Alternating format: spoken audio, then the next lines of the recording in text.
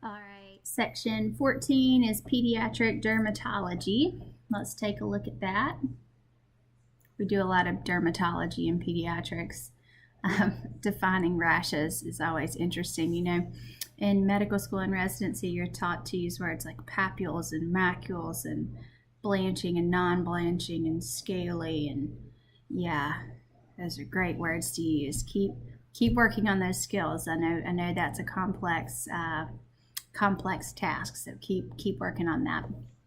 All right, number 1, outline the key history and physical findings associated with the common pediatric dermatologic condition. So urticaria.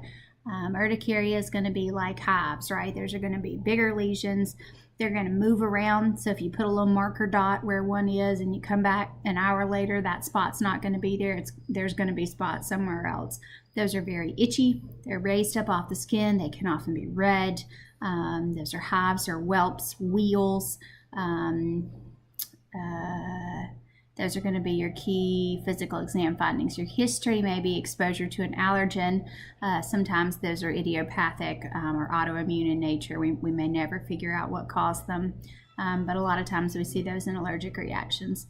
Seborrheic dermatitis, cradle cap. We see that commonly in babies. That's that yellow crusty stuff on the scalp, in the eyebrows, and behind the ears. We treat that with Selsun Blue twice a week, or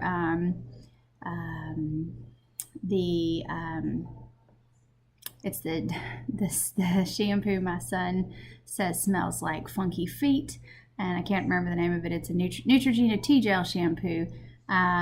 Twice a week in the older kids, but that's a flaky, yellowy material on the scalp in babies. Cradle cap, seborrheic dermatitis. Contact dermatitis, that's going to be your poison oak, poison ivy, or your chemical dermatitis, like a nickel allergy from your pants buttons or belt buckles. Your history is going to be some exposure. In nickel allergy, it's going to be a very specific spot right where your pants rub. With a plant dermatitis, it's going to be linear papules. They may be weepy. They're going to be red and itchy. They may not have a history of being in the woods. With a first-time exposure, it can take up to 4 weeks to develop that rash. So, it may be a long time since they've been in the woods before you see that. Acne. Neonatal acne is not the same thing as adolescent acne. It's two entirely different physiological processes. It's not caused by mother's hormones. I know that's what we thought years ago, but that's not the case as far as we know at this point. Neonatal acne, you just ignore it and it goes away.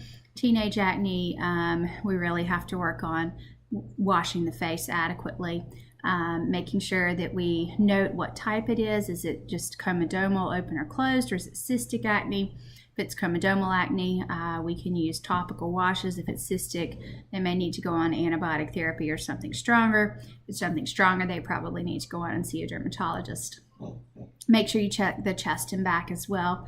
The acne can be very severe there, and they may not be forthcoming with that information, so just make sure that you ask or take a look. Superficial fungal infections, those are going to be your tinnias or your ringworms. So we have tinea cruris, which is going to be in the inguinal region, tinea capitis, which is going to be on the scalp, and tinea corporis, which is going to be on the body. Don't forget about the tinea pedis in the feet as well. Tinea pedis, you're going to treat with Lotrimin over the counter typically. There's also Lotrimin for the inguinal region. Tinea corporis is going to be red, round, scaly lesions with a red raised leading edge. You may see some fluorescence when you use a Woods lamp on that leading edge. Typically, you don't see it in the center. You have to look very carefully. I'm going to treat that with a topical antifungal cream like clotrimazole. If you see a tinea capitis, you're going to want to treat that with oral griseofulvin. Now, unlike in adults where we have to do liver function studies before we can prescribe griseofulvin in a normal healthy kid, we just give them a 6-week course and go on from there. Remember, with tinea capitis, you're going to see the little tiny fractured hairs. You may see some scaling on the scalp. Again, they're going to be those discrete scaly lesions, little tiny hairs, bald spot, most commonly in African American kiddos. Okay, scabies. Scabies is a little mite that buries under the skin. Most commonly we see it, I'm showing you my fingers down here, I'm sure you can see that. Most commonly we see it in the webbing in between the fingers and the toes in older kids and teens and adults. It's a little mite that buries under the skin. It makes burrows. You can see them tracking. It makes little tiny vesicles and papules.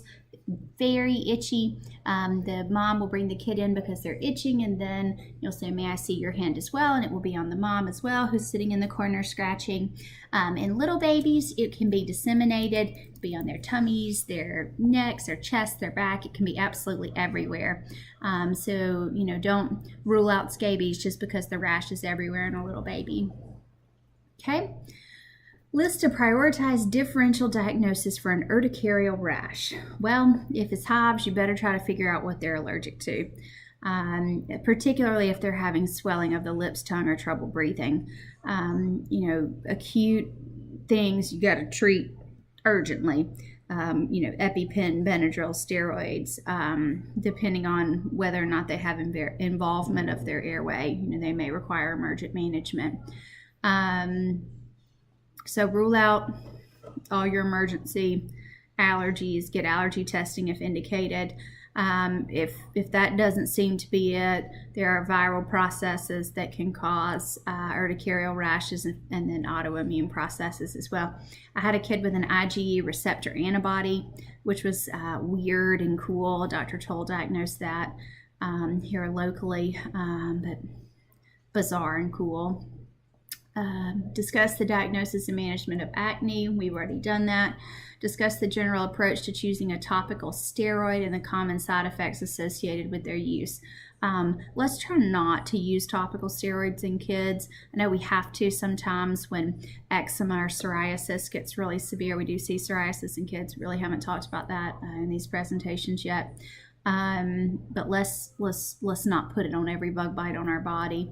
And let's try to really limit it in kids. Remember, their body surface area, their skin is a lot of their body, particularly in infancy. They're going to really systemically absorb those steroids from their skin. So let's really try to limit that. They can have a very toxic, very potent effect on their bodies. So lower potency is better, particularly when we're talking about the face. Try to avoid it in the genitalia if at all possible. It can cause sexual maturation, which we would also like to avoid. Common side effects: skin thinning, again, maturation, stria if you use enough of it, and of course there can be systemic side effects as well, which we would like to avoid if at all possible. List at least 3 conditions in the differential diagnosis of the diaper rash, and you should really be able to recognize and describe these. So candidal diaper rash, hand, foot, mouth, hand, foot, butt, and mouth. Remember, we should call it hand, foot, butt, and mouth because it can cause a very similar rash in the diaper area as what it causes on the hands, feet, and around the mouth. You can see a bacterial strep or staph infection in the diaper area as well. What else? What can we see? Contact dermatitis from the diapers. Chemical irritation from stool. Tons of different stuff. That's what I can think of right now. Formulate a differential diagnosis for petechia and purpura in a school-age kid. Well, petechia on the eyelids can be from puking. That's never fun. But petechia on the lower extremities can be a sign of low platelets, ITP, or thrombocytopenia. Now, that can be idiopathic, like ITP, or thrombocytopenia because of something a little scarier like leukemia. Purpura, which is going to be your bigger bruising, could be a sign of Heinlein-Schönlein purpura, really warrants more investigation, or HUS, hemolytic uremic syndrome.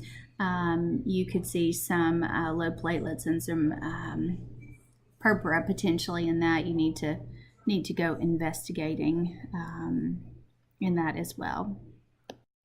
Anytime you see abnormal petechia and purpura in kids, you need to think about bleeding disorders, von Willebrand's, factor deficiencies. And then there's that scary L word that starts to come up too, particularly in older children who, if it was a bleeding disorder, should have had problems before now.